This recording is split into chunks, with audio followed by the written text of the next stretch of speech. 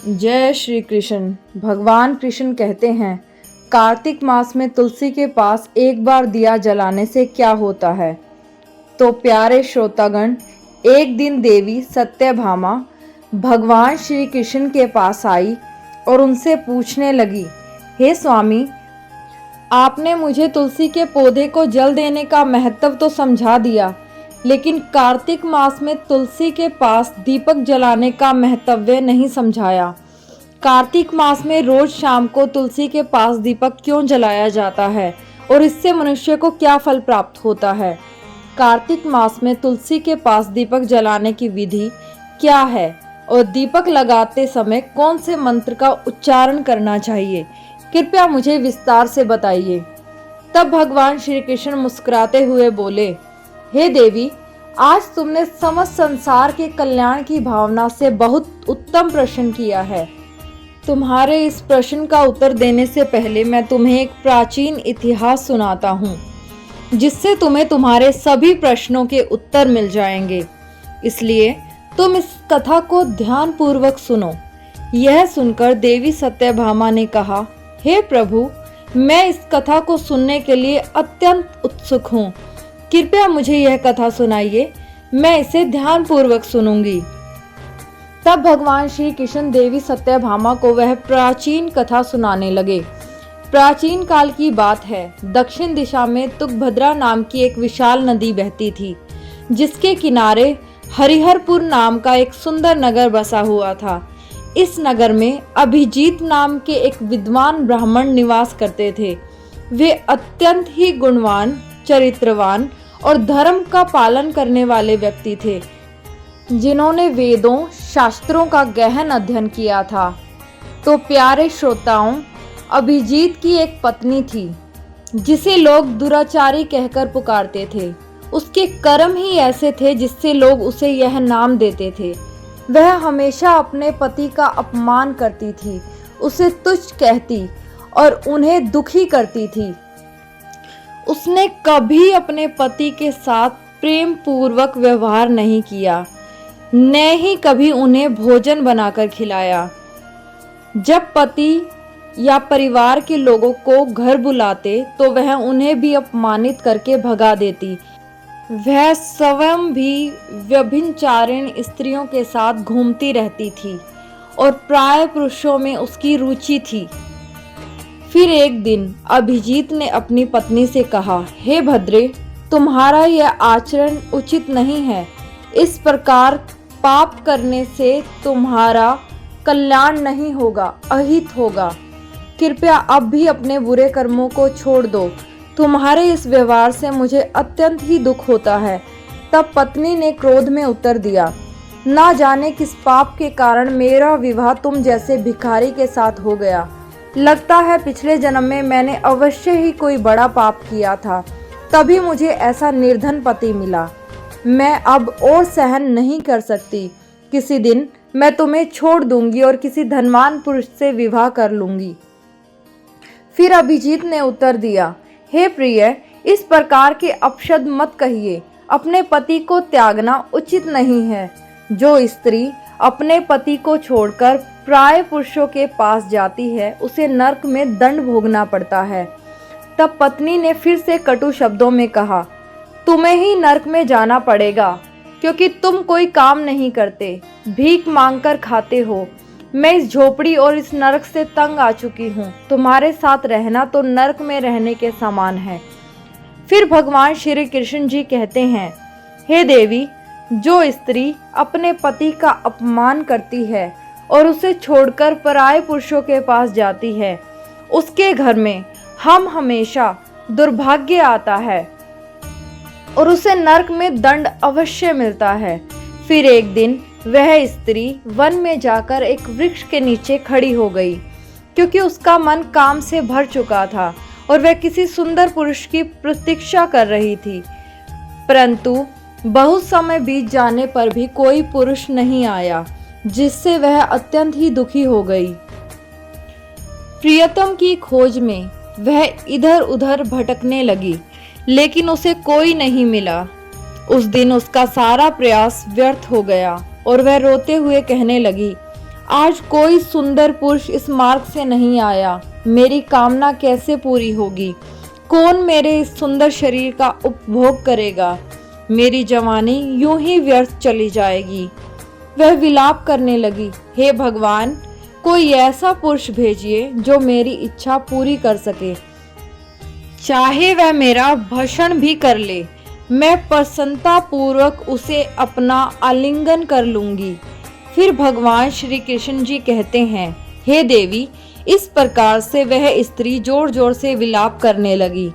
तब उस जंगल में एक भयानक बाघ निवास करता था और उस पापिनी स्त्री की आवाज सुनकर वह जाग गया और उछलकर उस स्त्री का भक्षण करने के लिए उसके पास आ गया।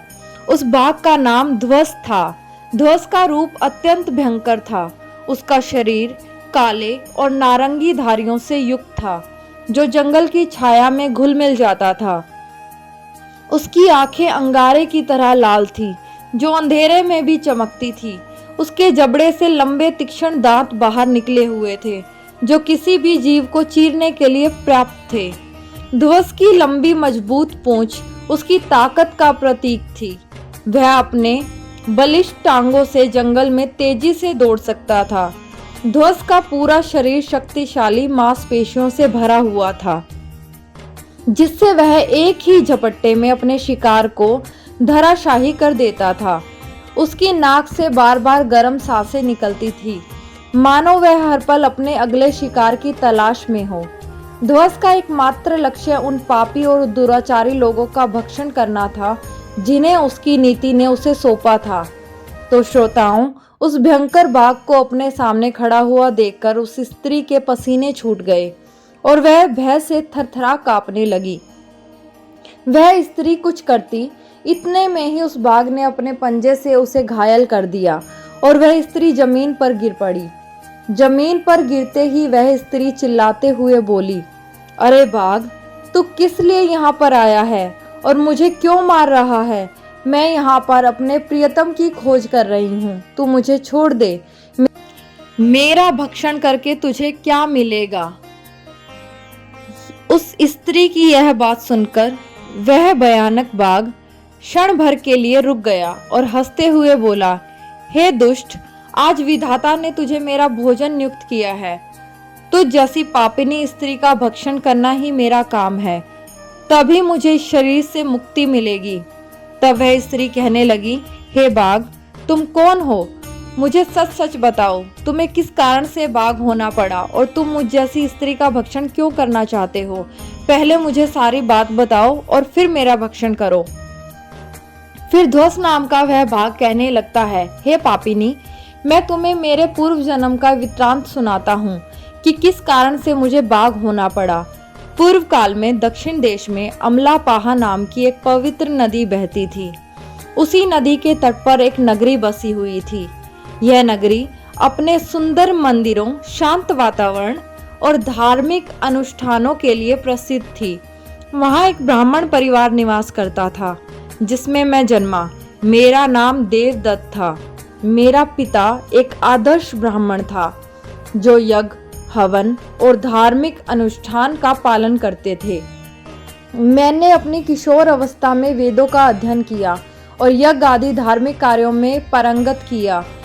लेकिन जैसे जैसे मैं बड़ा हुआ, मेरे मन में धन का लोभ बढ़ने लगा।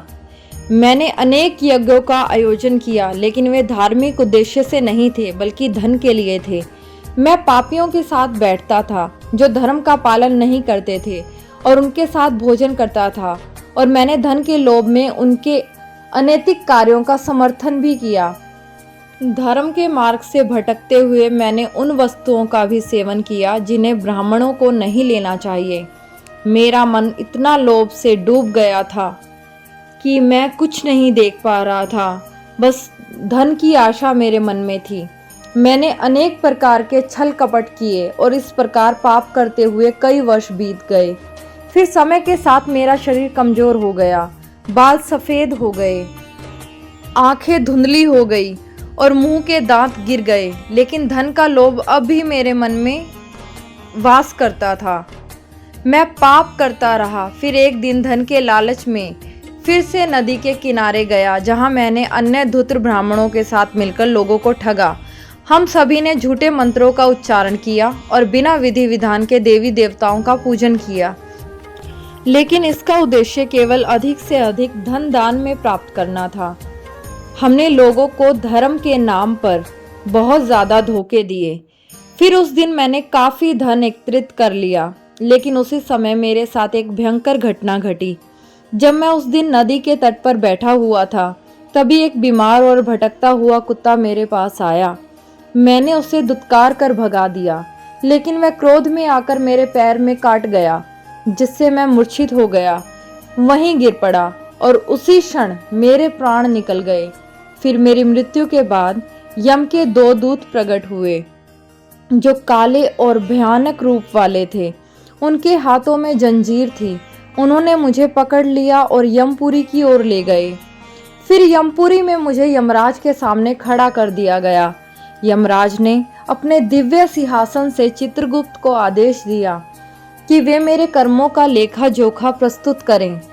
तब चित्रगुप्त ने बड़े ही गंभीर स्वर में कहा, हे धर्मराज, यह ब्राह्मण जिसका नाम देवदत्त था, इसने अपने जीवन में घोर पाप किए हैं। इसने धर्म के नाम पर लोगों को ठगा है, झूठे मंत्रों का उच्चारण किया है और भगवान का अपमान किया है, जिससे यह धन के लालच में धर्म से दूर हो गया और इसने कभी भी धर्म का पालन नहीं किया। इसलिए यह पापी ब्राह्मण नरक जाने के योग्य है। फिर यमराज ने अपने दूतों को आदेश दिया, इस पापी को नरक की अग्नि में डाल दो, जिससे यह वहां जाकर अपने कर्मों का फल भोगे। इसके बाद मुझे नरक की भयानक आग में डाल दिया गया। फिर अनेक वर्षों की सजा के बाद मेरे पापों के कारण मुझे बाघ का शरीर प्राप्त हुआ और मैं इस दुर्गम वन में निवास करने लगा। श्रोताओं, ध्वस ने अपनी कहानी को समाप्त करते हुए कहा, अपने पूर्व जन्म के पापों का प्रायश्चित करते हुए मैंने संकल्प लिया है कि मैं कभी भी महात्मा, साधु पुरुष या सती स्त्रियों का भक्षण नहीं करूंगा। मैं केवल उन पापियों, दुराचारियों और उल्टा स्त्रियों का ही भक्षण करूंगा, जिन्होंने अपने जीवन में अधर्म के मार्ग पर चलकर दूसरों को दुख दिया है। मुझे विश्वास है कि ऐसा करने से मुझे मेरे पापों से मुक्ति मिलेगी और मैं इस शरीर में जल्द ही मुक्त हो जाऊंगा। श्रोताओं, फिर भगवान श्री कृष्ण जी कहते हैं, हे देवी, इस प्रकार से उस बाघ ने अपने पूर्व जन्म का वृत्तांत सुनाया और इस स्त्री से कहने लगा, हे पापिनी, तेरे आचरण से तू उल्टा दिखाई पड़ती है और अपने पति को छोड़कर तू इस वन में अन्य पुरुषों के साथ भोग विलास करने आई है। इसलिए आज तू मेरा आहार अवश्य बनेगी। इतना कहकर उस बाघ ने अपने तीक्ष्ण नाखूनों से उस पापी स्त्री को मारकर उसे खा लिया और फिर वह बाघ उस स्थान से चला गया। उस स्त्री की मृत्यु के बाद उस स्थान पर यम के दूत प्रकट हुए और उस पापिनी स्त्री को उठाकर यमपुरी ले गए। वहां पर उसे यमराज के सामने खड़ा कर दिया गया। फिर चित्रगुप्त उस स्त्री का लेखा जोखा निकालते हुए यम से कहने लगे, हे धर्मराज, यह स्त्री तो अत्यंत ही पापिनी है। इसने घोर पाप किए हैं। इसने व्यभिचार किया है, अपने पति की कभी सेवा नहीं की है, अपने पति को भूलकर पराये पुरुषों के साथ भोग विलास किया करती थी। तब उसके पापों को सुनकर यमराज अत्यंत ही ज्यादा क्रोधित हो गए और उन्होंने उस स्त्री को आगि से भरे हुए कूड़े में डालने का आदेश दिया। फिर यमराज के आदेश को सुनकर वह स्त्री अत्यंत भयभीत हो गई। फिर वह दुराचार स्त्री यमराज से कहने लगी, हे धर्मराज, कृपया मुझे मेरे पापों के लिए क्षमा करें। मैंने यह अनजाने में पाप किए हैं। कृपया मुझे प्रायश्चित का अवसर दें। तब यमराज कहते हैं, ए स्त्री, तुमने जो पाप किए हैं वह क्षमा योग्य नहीं है। तुम्हारे पापों के लिए कोई प्रायश्चित नहीं है। जो स्त्री अपने पति का त्याग करती है और अपने पति को छोड़कर पराये पुरुषों के संग विहार करती है, उसे निश्चित ही नरक में जाना पड़ता है। इसलिए अब तुम्हें नरक की यातना भोगनी पड़ेगी। श्रोताओं, फिर यमराज ने अपने दूतों से कहा, हे दूतों, इस पापी स्त्री को ले जाओ और इसे भयंकर नरक में डाल दो, यह उसी के योग्य है। फिर यम के दूत उस स्त्री को नरक में ले गए, जहां उसने अनेक वर्षों तक जलते हुए तेल के कुंड में पकाया गया। फिर उसे निकालकर रव नामक नरक में डाल दिया गया। इस प्रकार से उसे कई वर्षों तक अलग अलग नरकों में यातना सहनी पड़ी।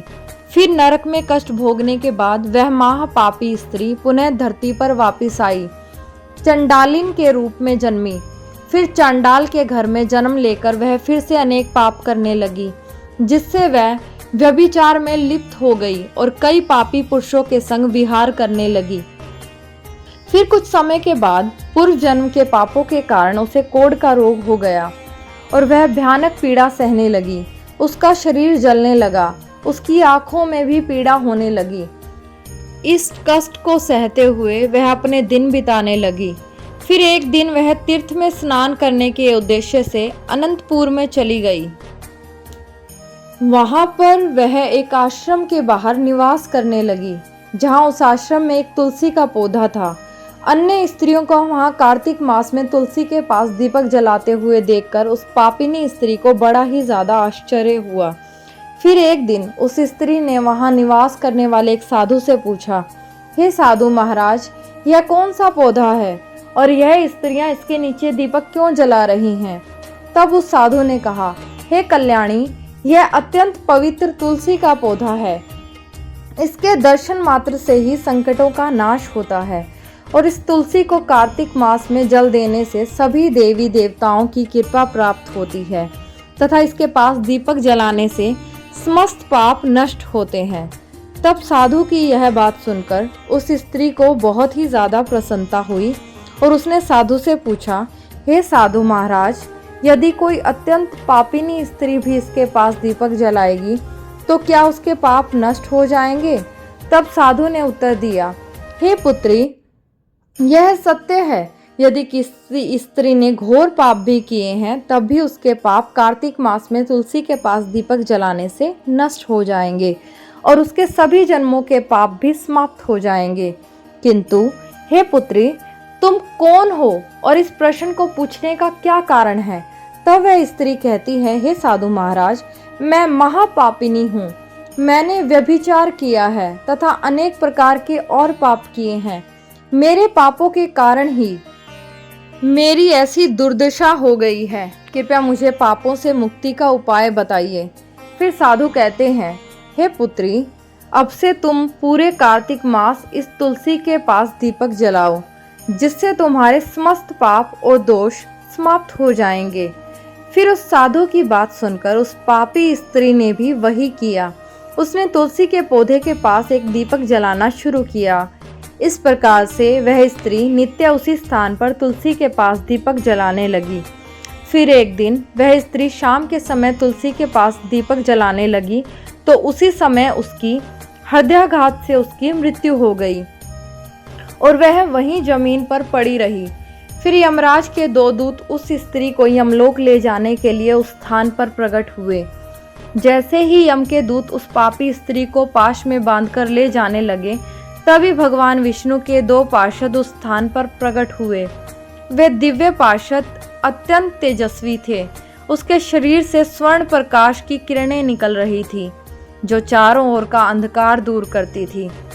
उनका रूप इतना मोहक और दिव्य था कि उन्हें देखकर किसी का भी मन श्रद्धा से भर जाता और उनके चेहरे पर शांत मुस्कान थी और अपार करुणा और दया का प्रतीक थे। उनके वस्त्र रत्न जड़ित और रेशमी थे, जो नीले और सुनहरे रंग में चमक रहे थे। मानो समय वैकुंठ का सौंदर्य उनके व्यक्तित्व में समा गया हो। उनके कानों में सुनहरे कुंडल झूल रहे थे, जिससे दिव्य संगीत की ध्वनि प्रतीत होती थी। उनके माथे पर तिलक और चमकती हुई बिंदी जो उनकी दिव्यता का सूचक थी। वे दोनों विशाल कद और बलिष्ठ थे। उनके हाथों में दिव्य गदा थी, जो न्याय और धर्म की शक्ति का प्रतीक थी। वे उस स्त्री को अपने दिव्य स्पर्श से मुक्ति का आश्वासन देने आए थे। जिससे उसके सभी पाप नष्ट हो सके और उसे स्वर्ग की यात्रा का अधिकारी बना सके।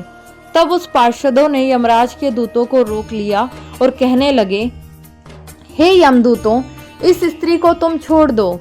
यह स्त्री नरक जाने के योग्य नहीं है। तुम किसके आदेश से ऐसा अधर्म कर रहे हो? फिर यम के दूत कहने लगे, हे पार्षदों, हम यमराज के आदेश से इन पापी स्त्री को उठाकर ले जाना चाहते हैं, किंतु आप हमें किस कारण से रोक रहे हो?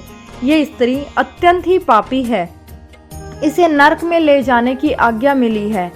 यह सुनकर भगवान विष्णु के पार्षद मुस्कुराए और बोले, हे यमदूत, तुम सत्य बोलते हो, लेकिन इस स्त्री का एक पुण्य भी है जो इसके समस्त पापों को मिटा देगा। क्या तुमने देखा नहीं कि इसने अपने जीवन में संध्या के समय तुलसी के समीप दीपक जलाया है? तब यमदूतों ने चकित होकर पूछा, हे पार्षदों, कार्तिक मास में क्या केवल तुलसी के समीप दीपक जलाने से इसके समस्त पाप नष्ट हो सकते हैं? फिर भगवान विष्णु के पार्षद ने गहन दृष्टि से यमदूत की ओर देखा और समझाया, तुम इस बात को नहीं समझते यमदूत। तुलसी भगवान विष्णु की परम प्रिय है और जो भक्त श्रद्धा और भक्ति से पूरे कार्तिक माह तुलसी के समीप दीपक जलाता है, वह भगवान श्री कृष्ण विष्णु की कृपा का पात्र बन जाता है। संध्या के समय दीपक जलाने का पुण्य अनंत गुना फल मिलता है और यह न केवल उसके पापों को नष्ट करता है बल्कि उसे स्वर्ग का अधिकारी भी बनाता है। इस स्त्री ने सच्चे मन से तुलसी का पूजन किया है, दीपक प्रज्वलित किया है, इसी कारण इसके सारे पाप नष्ट हो चुके हैं। अब यह नरक जाने के योग्य नहीं है। फिर यमदूतों ने अपने हाथ जोड़कर कहा, हे पार्षदों, आप सत्य कह रहे हैं, हमें इसकी भक्ति के बारे में जानकारी नहीं थी। यदि यह भगवान विष्णु की प्रिय भक्त है तो इसे हम कैसे नरक ले जा सकते हैं?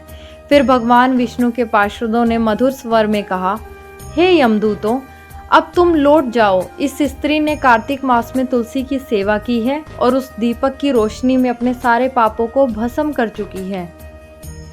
अब इसे विष्णु लोक में ले जाया जाएगा, जहां इसका स्वागत होगा। यह अब स्वर्ग की अधिकारी बन चुकी है। प्रिय श्रोतागणों, पार्षदों की यह बात सुनकर यमदूत ने उस स्त्री को वहीं छोड़ दिया और यमलोक लौट गए। तब वहां जाकर उन्होंने यमराज को पूरा वृतांत कह सुनाया। फिर भगवान विष्णु के पार्षद उस स्त्री को दिव्य विमान में बिठाकर स्वर्ग लोक ले गए। अब भगवान श्री कृष्ण जी कहते हैं, हे देवी सत्यभामा, इस प्रकार कार्तिक मास में तुलसी के पास दीपक जलाने मात्र से ही मनुष्य के सभी पाप नष्ट हो जाते हैं। जो स्त्री पूरे कार्तिक मास शाम को तुलसी के पास दीपक जलाती है, वह सौभाग्यशाली बनती है और उसके पिछले जन्म के सभी कष्ट और पाप नष्ट हो जाते हैं और उसे सुख संपत्ति की प्राप्ति होती है। रोज तुलसी के पास दीपक जलाते समय इस मंत्र का उच्चारण करना चाहिए। ओम तुलसी देवे च विद्महि विष्णु प्रियाय च धीमहि तनो वृंदा प्रचोदयात्। भगवान श्री कृष्ण ने कहा, हे देवी, हजारों अमृत के घड़ों से नहलाने पर भी श्री हरि को उतनी तृप्ति नहीं मिलती जितनी तुलसी का एक पत्ता चढ़ाने से मिलती है। 100,000 गोदान से जो फल प्राप्त होता है, वही फल तुलसी पत्र के दान से मिल जाता है। जो मृत्यु के समय अपने मुख में तुलसी पत्र का जल पा लेता है, वह संपूर्ण पापों से मुक्त होकर श्री कृष्ण के धाम जाता है। जब भक्त तुलसी के पास दीपक जलाते हैं तो उस प्रकाश में निहित ऊर्जा नकारात्मक शक्तियों को नष्ट करती है और सकारात्मक का संचार करती है। ये आध्यात्मिक वातावरण को शुद्ध करती है और घर में देवी देवताओं की कृपा को आकर्षित करती है। दीपक का प्रकाश अज्ञान के अंधकार को दूर करता है और ज्ञान की ज्योति को प्रज्वलित करता है।